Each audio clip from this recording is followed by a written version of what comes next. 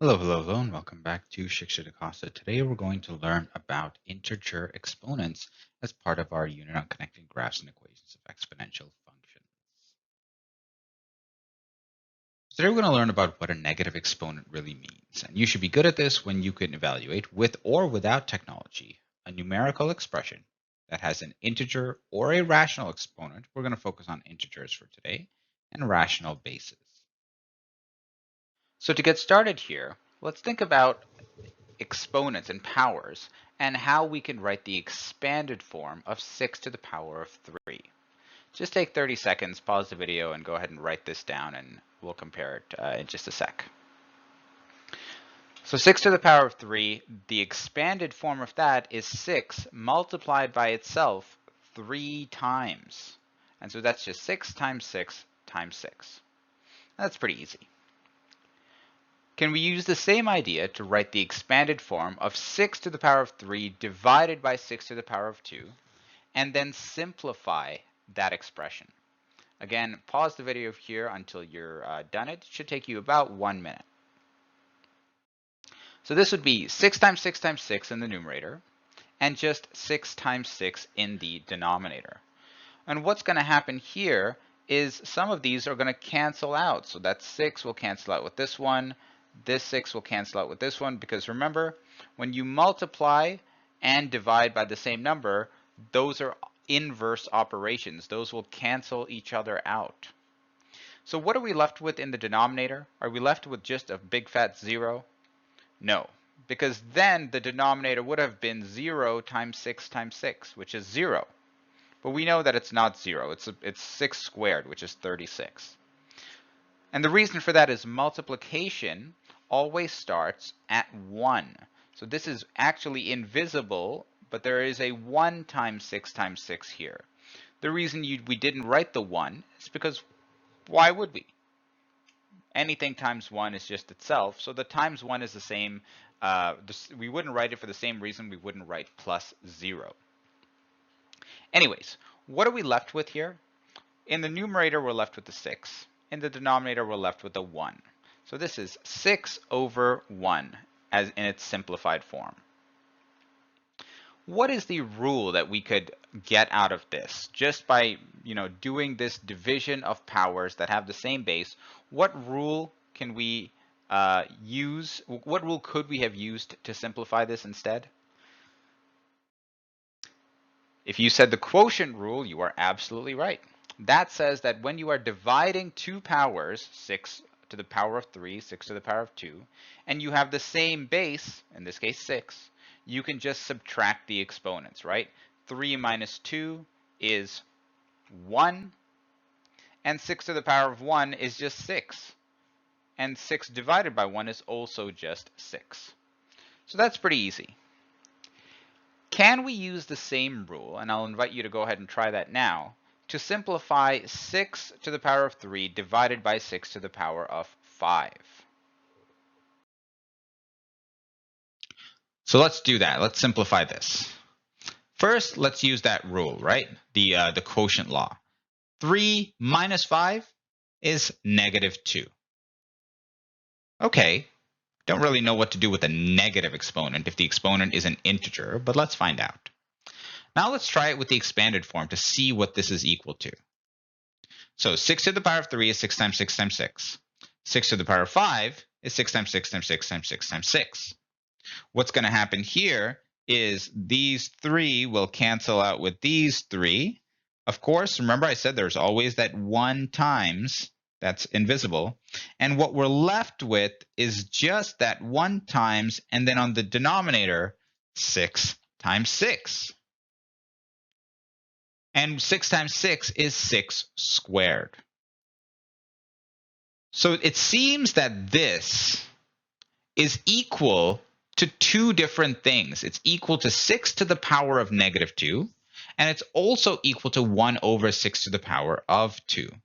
So what this sort of implies, what this means to me, is that 6 to the power of negative 2 must be the exact same as 1 over 6 to the power of positive 2. Does this help us in any way?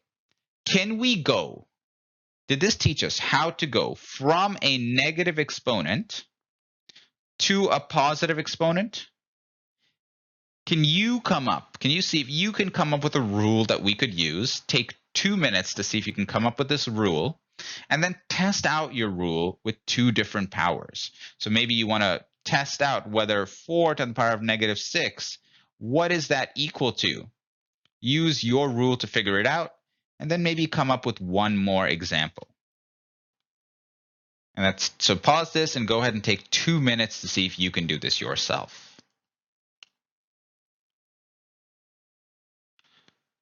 So the rule that I came up with is that to make a negative exponent into a positive exponent, you move the power from the numerator. So this 6 to the power of negative 2 is actually over 1, right? Every number is always over 1. And we can see when we look at it this way that 6 to the power of negative 2 is in the numerator. We're going to move it from the numerator into the denominator. And what that does is it makes the exponent into a positive number. So 4 to the power of negative 6, well, that should be equal to 1 over 4 to the power of positive 6.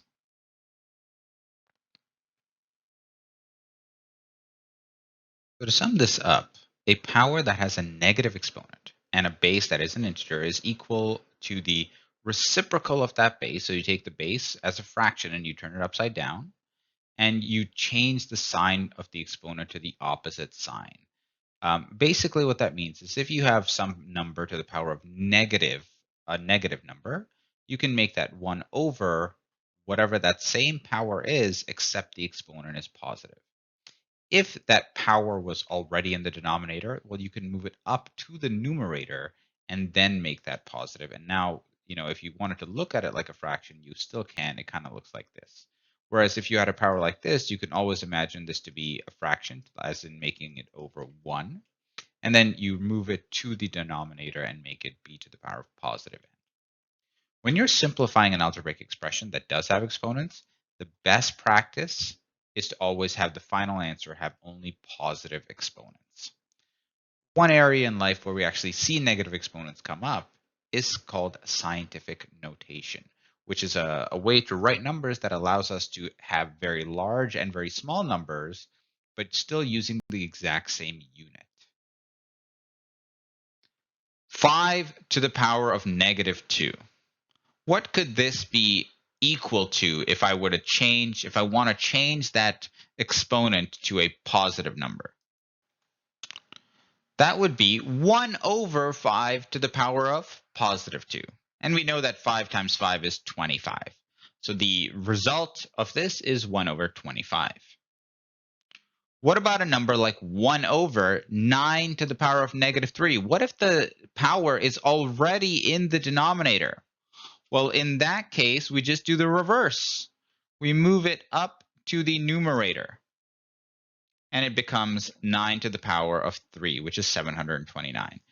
And the reason we do this, I'm going to show you just for proof, is if we were to say 1 over, and we were to change it into 1 over 9 to the power of positive 3, what would this simplify to?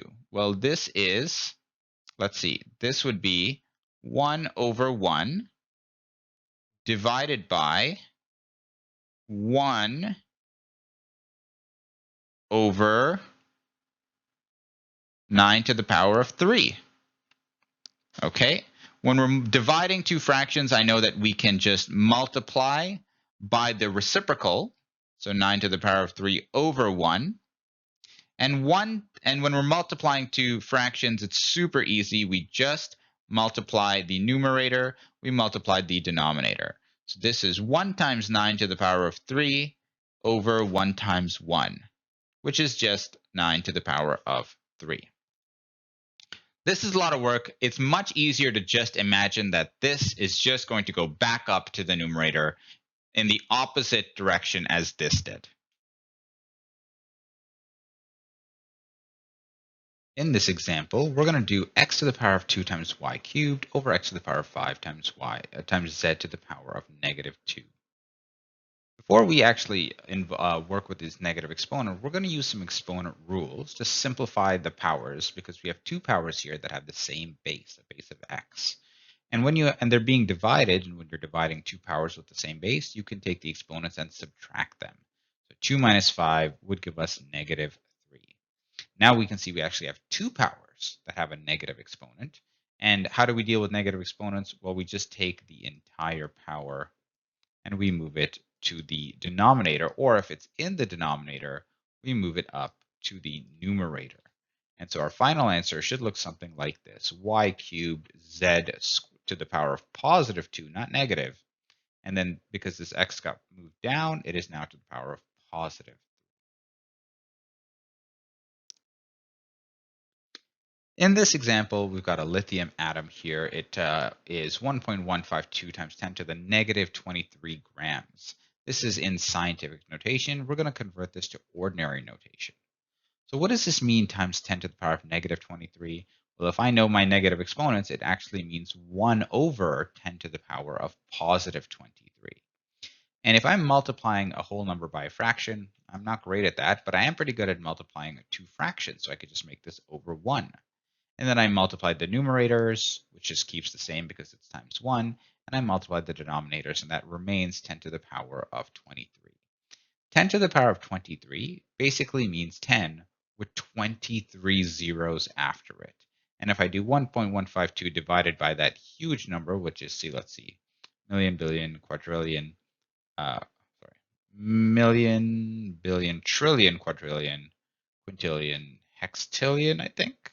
That many 100 hextillion. If I take 1.152 and I divide it by that, I get something like this.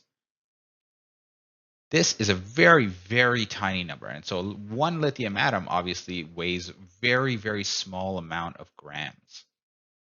And if I wanted to actually do this without having to know too much about negative exponents, the nice way to use scientific notation is recognize that here is a decimal right now, and whenever we divide by 10, we move the decimal to the left.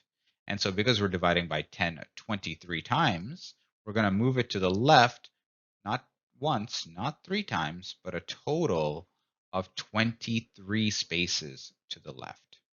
And so as a decimal, this would just be 0 point, and then there would be 22 zeros, and then 152 grams.